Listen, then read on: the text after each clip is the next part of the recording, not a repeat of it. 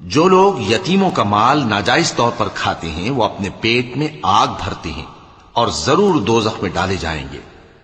اللہ تمہاری اولاد کے بارے میں تم کو ارشاد فرماتا ہے کہ ایک لڑکے کا حصہ 2 لڑکیوں کے حصے کے برابر ہے، اور اگر اولاد میت صرف لڑکیاں ہی ہوں یعنی 2 یا 2 سے زیادہ تو کل ترکے میں ان کا 2/3 ہے، اور اگر صرف ایک لڑکی ہو تو اس کا نصف ہے،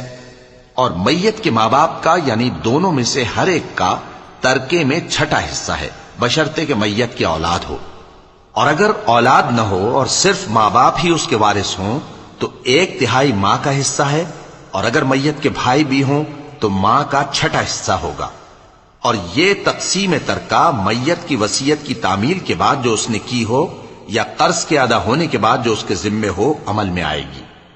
تم کو معلوم نہیں کہ تمہارے باپ دادوں اور بیٹوں اور پوتوں میں سے فائدے کے لحاظ سے کون تم سے زیادہ قریب ہے؟ یہ حصے اللہ کے مقرر کیے ہوئے ہیں، اور اللہ سب کچھ جاننے والا ہے، حکمت والا ہے۔ اور جو مال تمہاری بیویاں چھوڑ مریں اگر ان کی اولاد نہ ہو تو اس میں سے نصف تمہارا ہے،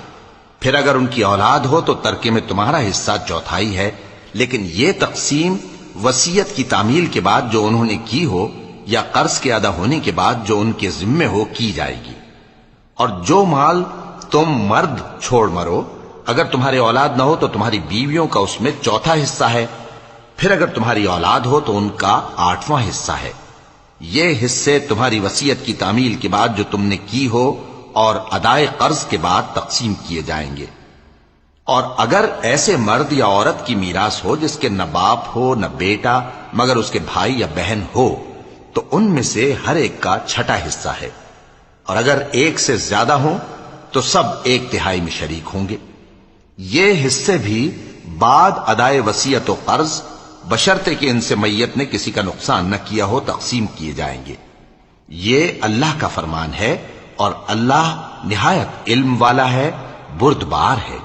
یہ تمام احکام اللہ کی حدیں ہیں، اور جو شخص اللہ اور اس کے پیغمبر کی فرما برداری کرے گا اللہ اس کو بہشتوں میں داخل کرے گا جن میں نہریں بہ رہی ہیں، وہ ان میں ہمیشہ رہیں گے، اور یہ بڑی کامیابی ہے۔ اور جو اللہ اور اس کے رسول کی نافرمانی کرے گا اور اس کی حدوں سے نکل جائے گا اس کو اللہ دوزخ میں ڈالے گا جہاں وہ ہمیشہ رہے گا، اور اس کو ذلت کا عذاب ہوگا۔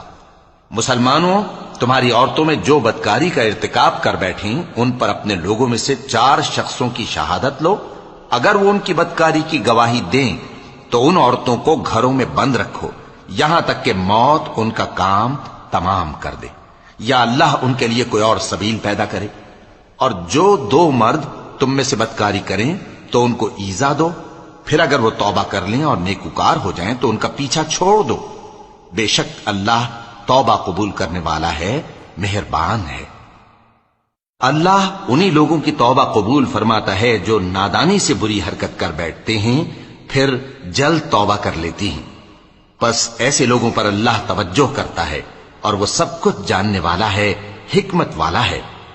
اور ایسے لوگوں کی توبہ قبول نہیں ہوتی جو ساری عمر برے کام کرتے رہیں یہاں تک کہ جب ان میں سے کسی کی موت آ موجود ہو تو اس وقت کہنے لگے کہ اب میں توبہ کرتا ہوں۔ اور نہ ان کی توبہ قبول ہوتی ہے جو کفر کی حالت میں مریں۔ ایسے لوگوں کے لیے ہم نے دردناک عذاب تیار کر رکھا ہے۔ مومنوں، تم کو جائز نہیں کہ زبردستی عورتوں کے وارث بن جاؤ، اور دیکھنا اس نیت سے کہ جو کچھ تم نے ان کو دیا ہے اس میں سے کچھ لے لو، انہیں گھروں میں مت روک رکھنا۔ ہاں، اگر وہ کھلے طور پر بدکاری کی مرتکب ہوں تو اور بات ہے، اور ان کے ساتھ اچھی طرح سے رہو سہو۔ پھر اگر وہ تم کو ناپسند ہوں تو عجب نہیں کہ تم کسی چیز کو ناپسند کرو، اور اللہ اس میں بہت سی بھلائی پیدا کر دے۔ اور اگر تم ایک عورت کو چھوڑ کر دوسری عورت کرنی چاہو اور پہلی عورت کو ڈھیر سا مال دے چکے ہو تو اس میں سے کچھ مت لینا، بھلا تم بہتان لگا کر اور کھلا گناہ کر کے اپنا مال اس سے واپس لوگے؟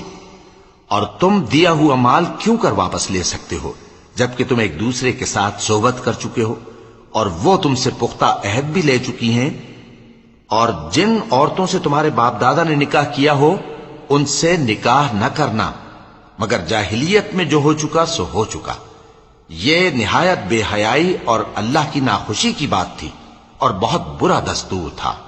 تم پر تمہاری مائیں اور بیٹیاں اور بہنیں اور پھوپھیاں اور خالائیں اور بھتیجیاں اور بھانجیاں اور وہ مائیں جنہوں نے تم کو دودھ پلایا ہو اور رضائی بہنیں اور ساسیں حرام کر دی گئی ہیں،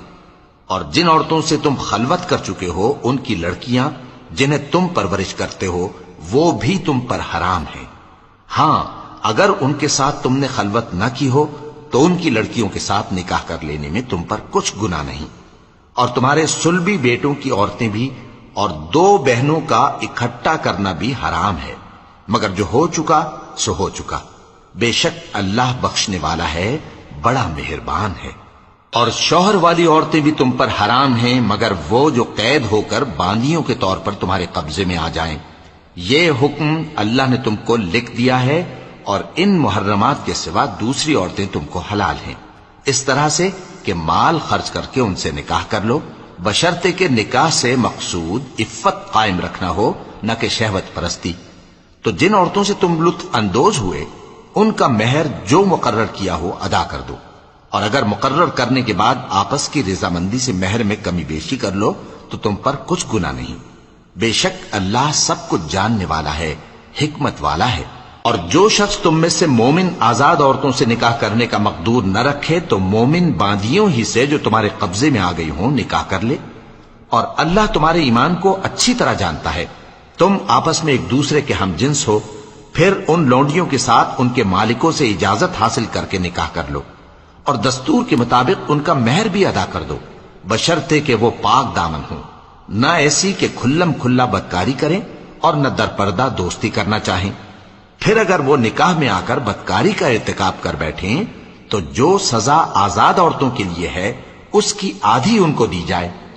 یہ باندھی کے ساتھ نکاح کرنے کی اجازت اس شخص کو ہے جسے گناہ کر بیٹھنے کا اندیشہ ہو،